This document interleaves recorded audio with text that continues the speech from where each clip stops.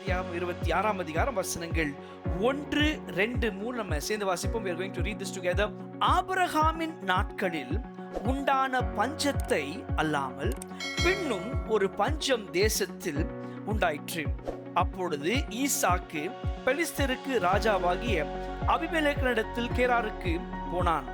கர்த்தர் அவனுக்கு தரிசனமாகி, நீ எகிப்துக்கு போகாமல் நான் உனக்கு சொல்லும் தேசத்திலே குடியிரு, இந்த தேசத்திலே வாசம் பண்ணு, நான் உன்னோடு கூட இருந்து உன்னை ஆசீர்வதிப்பேன், நான் உனக்கும் உன் சந்ததிக்கும் இந்த தேசங்கள் யாவையும் தந்து உன் தகப்பனாகிய ஆபிரகாமுக்கு நான் இட்ட ஆணையை நிறைவேற்றுவேன். ஆமென்.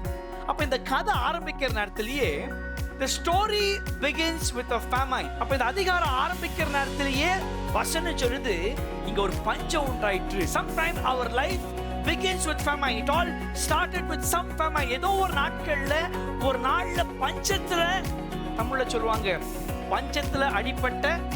அப்ப நம்ம வாழ்க்கை ஏதோ ஒரு நாட்கள்ல ஒரு கஷ்டம், ஒரு கேள்வி, ஒரு பஞ்சத்தை ஆரம்பிச்சது. Famine will always test your faith. பஞ்சம் உன்னுடைய விசுவாசம் சோதிக்கும். கஷ்டம் வந்தாதான் நீ உண்மையான கிறிஸ்தவனா கண்டுபிடிக்க முடியாது. அப்ப இந்த கதையில ஈசாக்குடைய வாழ்க்கையில ஒரு பெரிய ஒரு பஞ்சம். Famine can take your food away but never your purpose. உன்னுடைய பஞ்சமானது சாப்பாடு பிடுங்கிடும், ஆனா கடவுளோட கொடுத்த நோக்கத்தை பிடுங்கவே முடியாதுங்க. அப்ப இந்த பஞ்சத்துல வசனம் சொல்லுது, ஈசாக்கு அபிமெலேக் அப்படி சொல்லக்கூடிய ஒருத்தரை பார்க்க போனார். இந்த அபிமெலேக் பைபிள்ல பாத்தீங்கன்னு சொன்னா, அவரு அபிமெலேக் ஒருத்தருடைய பேர் இல்ல, அபிமெலேக் ஒரு பட்டம். உதாரணத்துக்கு இந்தியாவில் ராஜான்னு சொல்லுவாங்க, துபாயில ஷேக்குன்னு சொல்லுவாங்க. அந்த மாதிரி பிலிஸ்டியன்ஸ் கல்ச்சர்ல இவங்க யாருன்னு சொன்னா ராஜாவுக்கு ஒரு பட்ட பெயர். It is a title called Abimelech. So Abimelech is not a name. So இந்த ஈசாக்கு இவன் அபிமெலேக்கை பார்க்கிறதுக்காக போறாங்க. வசனம் சொல்லுது, அவர் போன உடனேயே 2ஆம் வசனம் பாருங்க நீங்க, கர்த்தர் அவனுக்கு தரிசனமாகி, God appeared to him. அப்ப கர்த்தர் அவனுக்கு தரிசனமாகி, அந்த வார்த்தையை பார்த்தீங்கன்னா it is called the theophany. theophany சொன்னா பழைய ஏற்பாடுல இயேசு கிறிஸ்து 3 வழியாக அவர் வெளிப்படுறார். God expressed himself in 3 forms. The first one in non-human form. அப்படின்னு சொன்னா இயேசு கிறிஸ்து ஒரு சத்தமாக, வெளிச்சமாக, மன்னாவாக, இப்படி he was expressing himself in different forms, non-human form. இரண்டாவது இயேசு கிறிஸ்துவின் தியோஃபனியில பாத்தீங்கன்னா he also came as a human form. இயேசு கிறிஸ்து மனிதனை போல வெளிப்பட்டார். ஆபிரகாமுக்கு இந்த சோதோமுக்கு அழிக்கிறதுக்கு முன்னாடி தூதர்களாக 2 தூதர்களும் ஒருத்தர் கூட வந்தது இயேசு கிறிஸ்து. அதே போல இயேசு கிறிஸ்து அவர் தூதனாக வெளிப்பட்டார். கிதியோனுடைய வாழ்க்கையில பாத்தீங்கன்னா கிதியோனுக்கு அவர் தூதனாக வெளிப்பட்டார். அப்ப இயேசு கிறிஸ்து பழைய ஏற்பாடுல அவர் வந்து வெளிப்பட்டார்னா அது பேரு தியோஃபனி. சொல்லுங்க தியோஃபனி. அப்ப வசனம் சொல்லுது, கர்த்தர் ஈசாக்குக்கு தரிசனமாகி, ஆண்டவர் ஒருத்தருக்கு தரிசனம் ஆயிட்டார்னா அவனுடைய வாழ்க்கை மாறும். ஒருத்தருக்கு ஆண்டவர் தரிசனம் ஆயிட்டார்னா அவன் வாழ்க்கைக்கு எல்லா கட்டுகள் உடைஞ்சிரும். அப்ப ஆண்டவர் ஆபிரகாமுக்கு தரிசனம் ஆனாரு, ரொம்ப நாளா ஜெபிச்ச பிள்ளைய தேவன் கொடுத்தாரு. ஆண்டவர் ஏசாயாக்கு தரிசனத்தை கொடுத்தாரு, அவனை ஊழியக்காரனா பயன்படுத்தினாரு.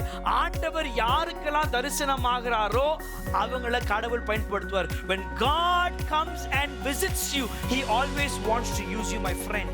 And I believe and I pray, இந்த வாரத்துல ஆண்டவர் உனக்கு அவருடைய தரிசனம் கொடுப்பாராக. There will be a divine visitation to someone. யாரோ ஒருத்தருக்கு ஆண்டவர் ஈசாக்குக்கு வெளிப்படுது போல அவருடைய வாழ்க்கையில உன் குடும்பத்துக்காக, உன் திருமணத்துக்காக, உன் வேலைக்காக ஆண்டவர் வெளிப்படுத்துவாராக. கரங்களை பலமாக தட்டி, ஆண்டவரே எனக்கு நீங்க வெளிப்பாடுகளை தாங்க ஆண்டவரே. That you would talk to me, Holy Spirit. அப்ப பஞ்சம் வந்த உடனேயே நம்ம அந்த ராஜாவை பார்க்க போறோம். போன உடனே அந்த போறதுக்கு ஆண்டவர் சொல்றாருப்பா, கொஞ்சம் வெயிட் பண்ணுங்க, I've got some conversations to do. அப்ப இங்க வசனம் படிச்சு பாத்தீங்கன்னா இந்த 2ஆம் வசனம் பாருங்க, கர்த்தர் அவனுக்கு தரிசனமாகி, நீ எகிப்துக்கு போகாமல் நான் உனக்கு சொல்லும் தேசத்திலே குடியிரு. அப்போ சம்டைம் ஆண்டவர் சொல்றாரு பஞ்சங்கள் வந்தாலும் ஓடாது. பைபிள்ல பாத்தீங்கன்னா நிகோமியுடைய வாழ்க்கையில பஞ்சம் வந்த உடனேயே அவங்க கடவுளுடைய வீட்டை விட்டு போனாங்க. Every time famine comes, people always want to run away. Sometime ஒரு சில மக்கள் என்ன பார்த்து சொல்லுவாங்க, பாஸ்டர் எப்படியாவது வெளிநாட்டுக்கு போயிட்டு ஒரு 2 வருஷம் சம்பாதிச்சு வந்துட்டா என் வாழ்க்கையே மாறிடும் பாஸ்டர். இன்னும் மாறாது, குடும்பம் தான் கெட்டு குட்டிச்சவரா இருக்கு. அழகிய வேற வளம் வந்துச்சு. உன்னுடைய பெரிய சாதனையே உன் குடும்பம் தான். Your biggest possession is your family, my friend. You can achieve nothing in foreign. தெரியும் யாரெல்லாம் போனாங்க அழுதுட்டு இருக்காங்க என்கிட்ட மெசேஜ் போட்டு, எப்ப வரலாம், எப்ப போலாம், எப்ப இது பண்ணலாம். அப்ப ஆண்டவர் யாரை பார்த்து ஆண்டவர் சொல்றாருங்க, ஈசாக்க பார்த்து, I want you to stay here. இந்த பஞ்ச காலத்துல ஆண்டவர் சொல்றாரு நீ அங்கதான் இருக்கணும். சம்டைம் உனக்கு பாடுகள் வரும்போது ஆண்டவருடைய வசனம் சொல்லுது நீ ஓடாத, அங்கே இரு. Because when God says stay, he is preparing the next move. ஆண்டவர் உனக்கு வந்து இருக்க நிக்க சொல்றாருன்னா அவருக்கு தெரியும் அடுத்துதான் வாழ்க்கை நடக்குன்னு சொல்றாங்க. சம்டைம் ஆண்டவர் ஸ்டேன்னு சொல்லிட்டாருன்னா அதுக்கு கீழ்ப்படிஞ்சுன்னு சொன்னா உன்னுடைய எவ்வளோ லாஸ் ஆன பிரச்சனை இல்லை. பிகாஸ் ஆண்டவர் சொல்லிட்டாருன்னா அது எவ்வளவு கஷ்டங்கள் வந்தாலும் சரி, ஐ வில் ரிமைன். அன்னைக்கு ஈசாக்குக்கு ஒரு பெரிய பஞ்சம் வந்த உடனேயே ஆண்டவர் சொல்றாரு, ஈசாக்கு நீ இங்கே இருப்பா, இங்கே போகாத. God's biggest observation is our obedience. ஆண்டவரை பார்த்துக்கிட்டே இருப்பாரு. நீ இந்த பஞ்ச காலத்தினுடைய வாழ்க்கை மேபி கஷ்டம் என்கிற பஞ்சம் இருக்கலாம், பணம் இல்லாத ஒரு பஞ்சமா இருக்கலாம், மேபி உடைய குடும்பத்தை ஒரு பெரிய ஒரு கேள்வி இருக்கலாம். I do not know what is your famine. இந்த பஞ்சத்தின் மத்தியில நீ ஆண்டவருடைய சமூகத்துல கீழ்ப்படிஞ்சு ஆண்டவர் சொல்றாரா நீ வெயிட் சொன்னா வெயிட்ங்க. அப்ப இந்த இடத்துல கீழ்ப்படிதல் ஒரு பெரிய கஷ்டமான விஷயம். யோசிச்சு பாருங்க, ஒரு பெரிய பஞ்சம் வந்துருச்சு. அந்த பஞ்சமான சூழல் அவன் நினைச்ச ஓடுவானுங்க. ஆனா ஈசாக்கு ஆண்டவர் சொல்றாரு பஞ்சம் வந்தாலும் என்ன நம்பிக்கிட்டு கீழ்ப்படிஞ்சு can you remain in the same place. Obedience at the time when it is very hard, obedience at the time when it is impossible, obedience at the time when it is crisis. உனக்கு கீழ்ப்படிதல் எப்போ வரணும்னு சொன்னா முஸ்லிம் சொல்லும் நான் ஏன் கீழ்ப்படி. I mean if you battle with that disobedience pride, அதாவது உங்களுக்குள்ள ஒருத்தர் சொல்லிருப்பாங்க, மேபி புருஷனா இருக்கலாம், மனைவியா இருக்கலாம், மாமனாரா இருக்கலாம், மாமியார் இருக்கலாம், பாஸ்டரா இருக்கலாம், அப்பாவா இருக்கலாம், அம்மாவா இருக்கலாம். அவங்க சொல்லிருப்பாங்க அப்படி கீழ்ப்படினோம், பட் உன் பெருமை சொல்லும் கீழ்ப்படிய கூடாதுன்னு சொல்லும். I mean if you battle with that pride, and I have battled with that. Thank you so much for all the righteous people. அப்போ நம்முடைய வாழ்க்கையில கீழ்ப்படிதலை ஆண்டவர் எப்ப பார்ப்பார்னா கஷ்டமான நேரத்துல கீழ்ப்படிய முடியுமா? நல்லா இருக்கும்போது கீழ்ப்படிஞ்சிடலாம். The biggest obedience comes when you are in crisis. நீ கஷ்டப்படக்கூடிய அந்த நிலைமை. அப்ப இங்க இவனுடைய வாழ்க்கையில ஈசாக்குடைய வாழ்க்கை ஒரு பெரிய பஞ்சம் வந்துருச்சு. பஞ்சம் வந்த உடனே ஆண்டவர் சொல்றாரு நீ அங்கே இருப்பா. அப்படி சொன்ன உடனேயே யோசிச்சு பாருங்க, ஈசாக்கு நினைச்சிருப்பான், ஐயோ எனக்கு பொண்டாட்டி இருக்குது, எனக்கு புள்ள இருக்குது, எங்க எஸ்கேப் ஆயிரலாமா? இல்ல, அன்னைக்கு அந்த வார்த்தைக்கு ஈசா கீழ்ப்படிச்சதுனால அவனுடைய வாழ்க்கை தேவன் எல்லாவற்றையும் மாற்ற ஆரம்பிச்சாருங்க. When you start trusting God and when God says to press a pause button, இந்த காலத்துல பாத்தீங்கன்னா இந்த ரேடியோ பிளேயர்ஸ் இருக்கும்.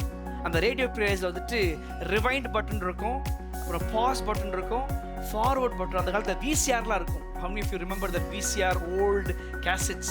எங்க வாழ்க்கையில் நான் மறக்க முடியாத ஒரு கிறிஸ்மஸ். நான் எங்க அப்பா, அப்புறம் எங்க அம்மா, என் தம்பி, நாங்கெல்லாம் சேர்ந்து கிறிஸ்மஸ் ஷாப்பிங் பண்ண போறோம். அப்போ அந்த நாட்கள்ல பெரிய ஒரு கஷ்டம். அப்படி ஷாப்பிங் பண்றது பெரிய ஒரு விஷயம். பலமா நாங்கெல்லாம் கமர்ஷியல் ஸ்ட்ரீட் போறோம், அங்க ஷாப்பிங் எல்லாம் பண்றோம், எல்லா துணியெல்லாம் வாங்குறோம். எங்க அம்மாவுக்கு ஒரு பெரிய ஒரு ஆசை, 3 CD பிளேயர் அந்த நாட்கள் ஒரு புதுசா ட்ரெண்டா வந்துச்சாங்க, அதை வாங்கணும்.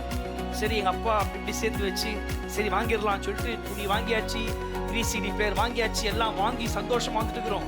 இப்போ வந்து நாங்கள் என்ன பண்ண போறோம், CD போட்டு கேட்க போறோம் அப்படின்னு சொல்லிட்டு ஒரு ஆட்டோ பிடிச்சி கரெக்டா அந்த பழைய சர்ச் பில்டிங் வந்து நிக்கிறோம். நின்ன உடனேயே அந்த VCR பார்க்குறோம், எல்லாம் கம ஓடுறோம். இந்த CD பிளேயர் எடுத்துட்டு போயிட்டு கனெக்ட் பண்ணி பார்க்கணும். போய் ஒரு 10 நிமிஷத்துக்கு அப்புறமா எங்க கிறிஸ்மஸ் துணிங்களா காணுமே, 3 பேருடைய துணியும் அன்னைக்கு ஆட்டோல கொடுத்து அன்னைக்கு ஆட்டோக்காரனுக்கு தான் Christmas. Every VCR, every player, a device had 3 buttons. One would be a pause button. I would say 4 pause. One would be a rewind button, one would be a forward button, and one would be a record buttons. When God says you to pause, sometimes God says when I pause it I know how to forward it. ஆண்டவர் ஒரு காரியத்தை pass பண்ணி நிறுத்த சொல்றாருன்னா அவருக்கு தெரியும் எப்படி நான் ஃபார்வர்ட்ல கொண்டு போகணும்னு சொல்லிட்டாங்க. pause does not mean movie is over. ஆண்டவர் ஒரு pause பட்டனை ஈசாக்குடைய வாழ்க்கையில சொன்னாருங்க. Every pause button has a play button too. Every pause button has a rewind button too. Every pause button has a forward button too. If God is going to be the player, he will press it anytime. ஆண்டவர் நினைச்சார்னா உன்னை நிறுத்தின்னு சொல்லிட்டார்னா நீ அங்கே இரு. அவருக்கு மிஞ்சி யோசிக்காது. எப்படி அவருக்கு மிஞ்சி யோசிக்காதபடி அங்கே கீழ்ப்படிச்சு நிக்கிறிய ஈசாக்க போல ஆண்டவர் ஈசாக்கு கொடுத்த அதே வாக்குத்தத்தங்கள் உனக்கும் ஆண்டு கொடுப்பாருங்க. ஆமென். அப்ப இந்த ஈசாக்கு என்ன பண்றான்? அந்த ராஜாவுக்கு போறதுக்கு முன்னாடி ஆண்டவர் சொல்றாரு, I want you to remain in famine. Just be there. மூணாவது வசனம் பாருங்க நீங்க. இந்த தேசத்திலே வாசம் பண்ணு, நான் உன்னோட கூட இருந்து உன்னை ஆசீர்வதிப்பேன். நான் உனக்கும் உன் சந்ததிக்கும் இந்த தேசங்கள் யாவையும் தந்து உன் தகப்பனாகிய ஆபிரகாமுக்கு நான் இட்ட ஆணையை ஆண்டவர் சொல்றாரு, நீ கீழ்ப்படிஞ்சு எங்க சுத்தி பார்த்தாலும் பஞ்சம்தான். Every place around Isaac is famine, but still God says, நான் சொல்றதை கீழ்ப்படிஞ்சு இருக்க முடியுமா? பார்க்கிறதுக்கு பஞ்சமா இருக்கும். ஆனா ஆண்டவர் சொல்றாரு, நீ அந்த இடத்துல வெயிட் பண்ணுன்னு சொன்னா உனக்கு நான் ஆசீர்வாதத்தை கொடுப்பேன். God says, in your famine I want to give you blessings.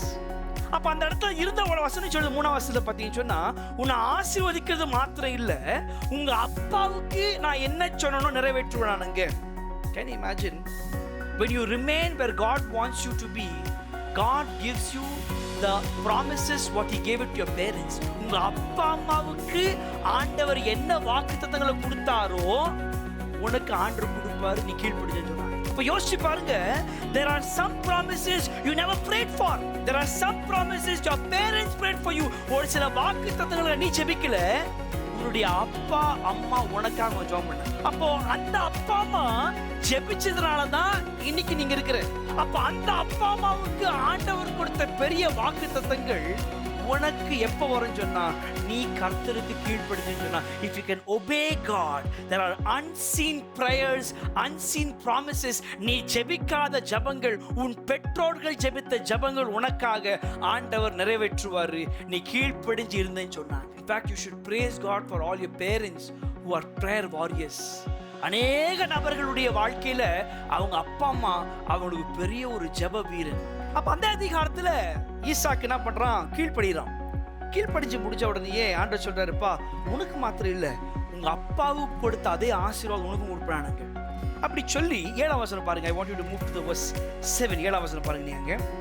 அவ்விடத்துக்கு மனிதர்கள் அவன் மனைவியை குறித்து விசாரித்த போது, இவள் என் சகோதரி என்றான்.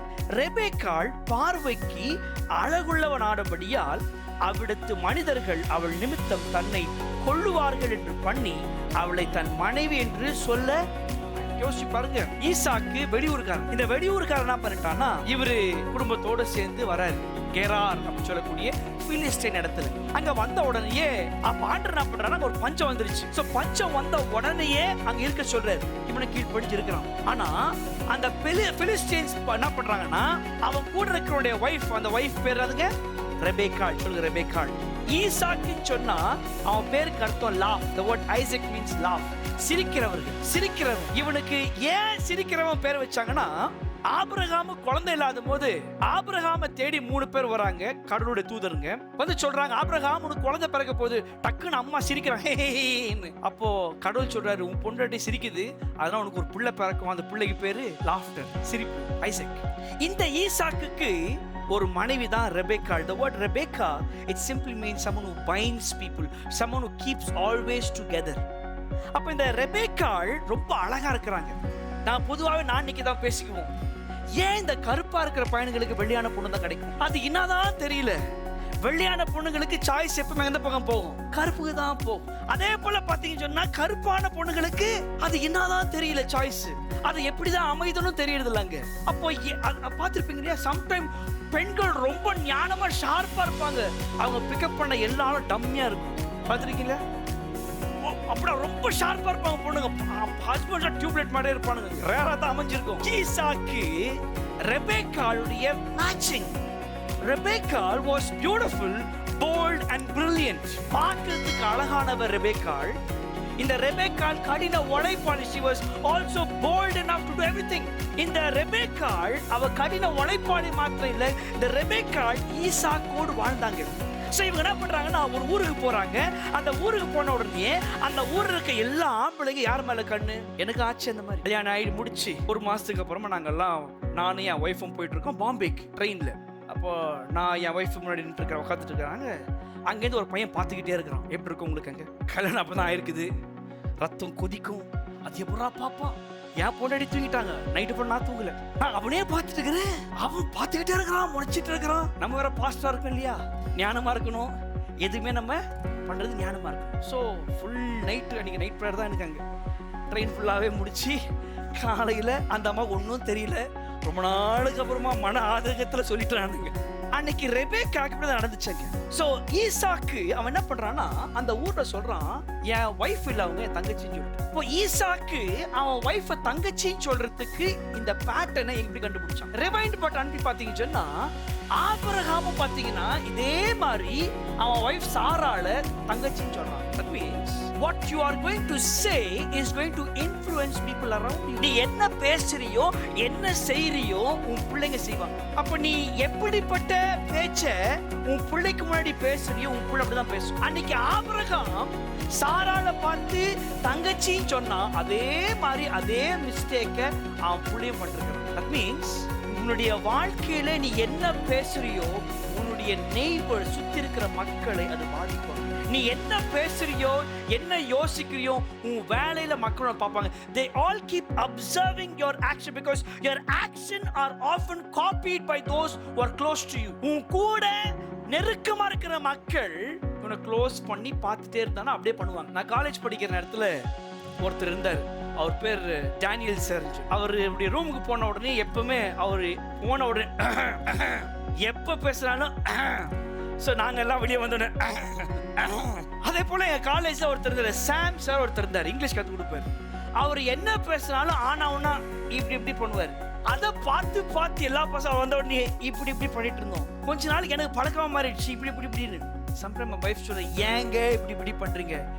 அந்த பாவம் அவருடைய சாபம் நினைக்கிறேன். Your actions are often copied by the closest people. உன் கூட இருக்கிற மக்கள் நீ என்ன செய்றியோ அதை அவங்க செஞ்சுட்டே இருப்பாங்க. உன் புள்ள செய்வாங்க, அவன் பார்த்துட்டே இருப்பான். எங்க அப்பா எவ்வளவு நேரம் பைபிள் படிக்கிறாரு, எங்க அம்மா எவ்வளவு ஜெபம் பண்றாங்க, எங்க அம்மா எப்படியெல்லாம் சண்டை போடுறாங்க, வாய்க்கிடி திட்டு திட்டு திட்டுறாங்க. யார் பார்த்துட்டு இருக்கிறா? God can never give you an assert of blessing when you are a bad role model, my friend. அப்ப இந்த ஈசாக்கு அந்த ஊர்ல பஞ்சத்தின் மத்தியிலும் அவன் கீழ்ப்படிஞ்சிருக்கிறான், பஞ்சத்தின் மத்தியிலும் தவறுகளை செய்யறான். பொண்டாட்டியை பார்த்து தங்கச்சின்னு சொல்லிடுறான். யோசிச்சு பாருங்க, இங்க இருக்கிறவங்க யாரோ ஒருத்தர் பொண்டாட்டியை பார்த்து தங்கச்சின்னு சொன்னா என்ன நடக்கும்? தொடப்பு கட்ட பிரியும், வீட்டுல வந்த சாப்பாடு கிடைக்காது. Some men dare to act like this. வேலையில போயிட்டு கல்யாணம் ஆகாத மாதிரி ஆக்ட் பண்றது. ஆமா, இட்ஸ் a new trend. வேலைக்கு போயிட்டு ஸ்டேட்டஸ் எப்படி வச்சுக்கிறதாங்க, எல்லாம் சிங்கிள்ஸ் மாதிரி வச்சுக்கிறது. யாருக்குமே தெரியக்கூடாதுல்ல எனக்கு மேரேஜ் ஆயிடுச்சுன்னு சொல்லிட்டாங்க. Dear friends, இங்க ஈசாக்குனுடைய வாழ்க்கையில சொந்த பொண்டாட்டியை பார்த்து தங்கச்சின்னு சொன்னான். அந்த ஊர்ல ஒரு ராஜா இருந்தான், அவன் பேர் அபிமெலேக் இல்ல, அந்த ராஜாவோட டைட்டில் தான் அபிமெலேக். அவன் எந்த ஜனங்க இவனை கொலை பண்ணிடுவான்னு நினைச்சான். ஐயோ என் பொண்டாட்டி என்ன பண்ணுவான், தூக்கிட்டு போயிட்டு என்னை சாவடிச்சிருவானுங்க, போட்டு தள்ளிடுவான்னு சொல்லி பயத்துல ஈசாக்கு சொல்றான் இது என் பொண்டாட்டி தங்கச்சி சொல்றான். அந்த ஊர்ல ராஜா அபிமெலேக் 11 வருஷம் பாருங்க, 26:11. பின்பு அபிமெலேக் இந்த புருஷனாகிலும் இவன் மனைவியாகிலும் தொடுகிறவன் நிச்சயமாய் கொலை செய்யப்படுவான் என்று சொல்ல ஜனங்களுக்கு அறிய சொன்னான். யோசிச்சு பாருங்க, இந்த ஈசாக்குக்கு பயம் உயிர் மேல. ஒரு புருஷனுடைய முக்கியமான பொறுப்பு, husband's important role is to guard your wife. ஒரு புருஷனுடைய முக்கியமான the highest level of guarding should be done by the husband. எப்போ ஒரு ஆண் தன்னுடைய பொண்டாட்டி பத்தி சும்மா பைபாஸ் கமெண்ட் அடிக்கிறது, கேவலமா யோசிக்கிறது, கேவலமா பேசுறது, it is unbiblical way of being husband. பொதுவாகவே என்கிட்ட இந்த புருஷ மனைவி சண்டை போட்டு வந்துட்டாங்கன்னா ஃபர்ஸ்ட் ஹோம்ஒர்க் நான் கொடுப்பேன், ஃபர்ஸ்ட் கேட்பேன். கொஞ்ச நேரம் வந்தவங்களுக்கு தெரியும், சிரிச்சிட போறீங்க கண்டுபிடிச்சிருவாங்க ஜனங்க. வந்தவொடனே நான் சொல்லுவேன் 5 பாயிண்ட் எழுதுங்க, 3 பாயிண்ட் நல்ல விஷயங்களை உங்க பொண்டாட்டி பற்றி எழுதுங்க, நீங்க 3 பாயிண்ட் எழுதுங்க. நீங்க 2 அவங்க மாறக்கூடிய விஷயத்தை சொல்லுங்க. நீங்க அப்படி சொல்லுவோம் பொதுவா. அப்போ இங்க ஈசாக்கு அவனுடைய பொறுப்பையே மறந்தான். Isaac forgot his important responsibility of protecting his wife. அப்ப இந்த ஈசாக்குடைய அந்த ப்ரொடெக்ஷன் வேலையை மறந்ததுனால ஆண்டவர் அவர் நீதி செய்ய மறக்கவே இல்லை. அந்த அபிமெலேக்குடைய வாழ்க்கையில பாருங்க, அந்த அபிமெலேக் ராஜா என்ன பண்றான்னா, அவன் சொல்றான் ஈசாக்கு மாத்திரம் இல்ல, அவன் பொண்டாட்டி 2 பேரும் யாருமே தொடக்கூடாது, அப்படி தொட்டீங்கன்னு சொன்னா நீங்க கெட்டீங்க. நீங்க ராஜாவே அவனை காப்பாத்துறார். Can you imagine? King is protecting the man and the woman. அப்ப இங்க இந்த அபிமெலேக் பாத்தீங்கன்னா அவன் ஆக்சுவலா ஒரு அவிசுவாசி. He is a non-believer. ஈசாக்கு யாரு? believer. Such a shame to see how a non-believer is acting more right in front of the believer. அதாவது ஒரு அவிசுவாசி ஒழுங்கா நடந்துக்கிறான். Sometimes நீ பாப்பீங்க கிறிஸ்தவங்க நடந்துக்க மாட்டாங்க. Sometimes you'll find our brothers like Muslims and Hindus, they act more nice. பாத்தீங்களா நீங்க? I like Urdu language, ரொம்ப எனக்கு பிடிச்ச ஒரு லாங்குவேஜ். அந்த லாங்குவேஜ்ல பாத்தீங்கன்னா எல்லாமே அழகா இருக்கும். அம்மி ஜான் அப்படின்னு சொன்னா அம்மா என் உயிரே, அப்பு ஜான் அப்பா என் உயிரே, அப்புறம் அம்மி ஜான், அப்பு ஜான், பாய் ஜான் என் தம்பியே என் உயிரே. அப்புறம் இருக்குதுங்க. அன்னைக்கு லிஸ்ட் எடுத்துறான். அன்னைக்கு கார் ஓட்டிக்கிட்டு அப்படி என் பிரெயின் எப்போ ஒர்க் ஆகுச்சுன்னா கார் ஓட்டிக்கிட்டே இருப்போம். டக்குன்னு ஃபோன் பண்ணுவோம், இது பண்ணு அதை பண்ணு இது பண்ணு. அப்புறம் எவங்களா வேலை கூட தெரியும் அண்ணா கார் ஓட்டிக்கிறாங்கன்னு சொல்லிட்டு. Such a beautiful way of calling people bye John. அப்போ ஒரு கிறிஸ்தவ அவன் ஒழுங்கா இருந்திருக்கணும். ஆனா வசனம் சொல்லுது அபிமெலேக் ஒரு அவிசுவாசி, அவன் ஒழுங்கா நடந்துக்கிட்டான். We should be more careful in our walk, especially in front of the non-believers. அவிசுவாசிக்கு முன்னாடி நீ ஒழுங்கா வாழணும். ஸ்பெஷலா ஒரு அவிசுவாசி உன் வீட்டு பக்கத்துல இருக்கானா இல்ல உன் கூட வேலை செய்யறானா, அவன் முன்னாடி ரொம்ப கேர்ஃபுல்லா நீ பேசுற பேச்சு.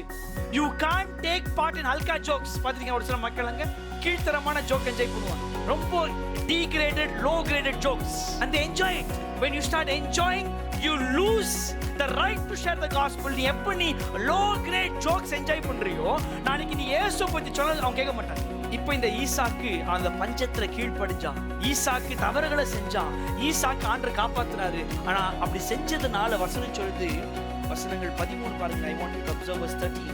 ஈசாக்கு அந்த தேசத்தில் விதை விதைத்தான், கர்த்தர் அவனை ஆசீர்வதித்ததனால் அந்த வருஷத்தில் 100 மடங்கு பலன் அடைந்தான். Can you imagine? Because he obeyed God. அழகா பாட்டுல பாடுறோம், ஈசாக்கு விதை விதைத்தான் 100 மடங்கு அறுவடை செய்தான். வசனம். அப்ப 100 மடங்கு. இன்ஃபேக்ட் அந்த நாட்கள்ல பார்த்தீங்கன்னா விவசாயம் பண்றது ஒரு பெரிய விஷயம்.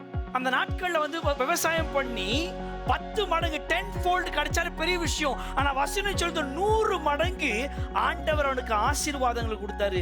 நான் விசுவாசிக்கிறேன், someone is going to start a season of 100-fold from today onwards. Someone, God is going to unlock your 100-fold season from today onwards. Someone is going to get unfolded of your 100-fold season from today onwards. யாரோ ஒருத்தருக்கு 100 மடங்கு ஆசீர்வாதங்களை இன்றைக்கு இப்பொழுது தேவன் தரப்பாராக. அப்ப 100 மடங்கு வசனம் சொல்லுங்க, நாம் கண்ணீரினால் விதைப்போமானால் கெம்பரத்தினால். அப்ப இங்க ஈசாக்கு அவன் கீழ்ப்படிஞ்சான், ஆண்டவர் எனக்கு 100 மடங்கு கொடுத்தாரு. நம்முடைய ஆண்டவர் யாருன்னு சொன்னா, he accelerates time. அதாவது ஒரு மாங்காய் கொட்டையை போட்டா ஒண்ணுதான் வந்திருக்கணும், ஆர் மேபி ஒரு மரத்துல ஒரு 20 வந்திருக்கலாம். ஆனா வசனம் அவனுக்கு 100 மடங்கா அவர் God accelerates our growth. அதாவது உனக்கு சக்சஸ் 100 times மாத்துவார். சடனா exponential growth. அத நான் பார்த்திருக்கேன். I have seen that in my life very personally. Suddenly everything accelerates like spikes up. I'm sure உங்களுடைய வாழ்க்கை நடந்திருக்கும். காஞ்சிருப்பீங்க, ஒண்ணுமே இருந்திருக்காது, கப்புன்னு பார்த்தா ஒரு லெவலான விஷயம் மாறி இருக்கும். You know why? நீ எப்ப கீழ்ப்படியனுடைய பஞ்சத்தின் மத்தியில ஆண்டவர் உனக்கு 100 மடங்கு அவர் ஆசீர்வாதம் கொடுப்பார். Obedience precedes abundance. கீழ்ப்படிதலுக்கு நீ ஆண்டவருடைய சமூகத்தில் கீழ்ப்படிஞ்சேன்னு சொன்னா ஆண்டவர் உனக்கு நியாயமாக என்ன வரும் அதை கொடுப்பாரு, 100 மடங்கு கொடுப்பாரு. அப்ப வசனம் சொல்லுதாங்க, இன்றைக்கு நீயும் நானும் ஈசாக்க போல கீழ்ப்படிஞ்சோன்னு சொன்னா, அந்த பஞ்சத்தின் மத்தியில நம்ம தாழ்மையா இருந்தேன்னு சொன்னா உனக்கு நியாயமாக 100 மடங்கு ஆண்டவர் கொடுப்பாரு. ஆனா வசனம் சொல்லுது, அதே 14 வசனம் படிச்சு பாருங்க, verse 14. அவனுக்கு ஆட்டு மந்தையும் மாட்டு மந்தையும் அநேக பணிவிடைக்காரும் இருந்தபடினாலே பெலிஸ்தர் அவன் பேரில் என்ன பண்ணாங்களாம்? பொறாமை கொண்டாங்களாம். உன்னுடைய வளர்ச்சியை பார்த்து ஜனங்க என்ன பண்ணுவாங்க? jealousy can divide friendships. அதாவது ஒருத்தர் மேல எரிச்சல், பொறாமை, அந்த பொறாமை நட்பை பிரிச்சிடும். jealousy can divide a house. பொறாமை உன்னுடைய பிசினஸ் உடைச்சிரும். ஒருத்தன் வளர்றான்னு சொன்னா கிறிஸ்தவத்துல ரொம்ப இம்பார்ட்டன்ட், ஸ்பெஷலி சர்ச்சுக்குள்ளாக. இன்னொருத்தர் ஆசீர்வாதமா இருக்கிறாங்கன்னு சொல்லி பார்த்தீங்கன்னா அதை பார்த்து சந்தோஷப்படும். அதை விட்டுட்டு எப்படி வளர்த்துட்டான் பாரு, அவன் நல்லா இருப்பானா? ஜெலசி. அன்னைக்கு அந்த பெலிஸ்தர் பார்த்தீங்கன்னு சொன்னா அவங்க என்ன பண்ணாங்க பார்த்தீங்கன்னா, இந்த ஈசாக்குடைய வளர்ச்சியை பார்த்து எரிச்சல் பட்டாங்க. 15 பாருங்க.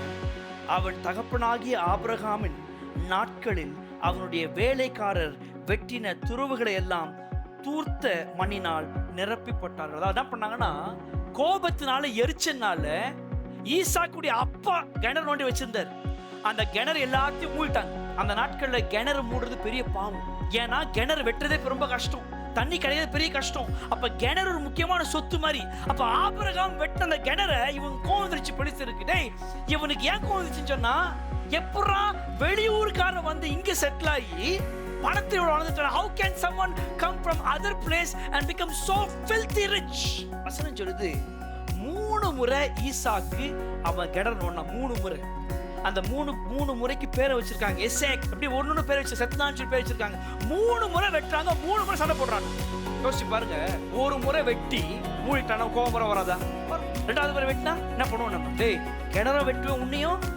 ஆனா அன்னைக்கு ஈசாக்கு he chose peace.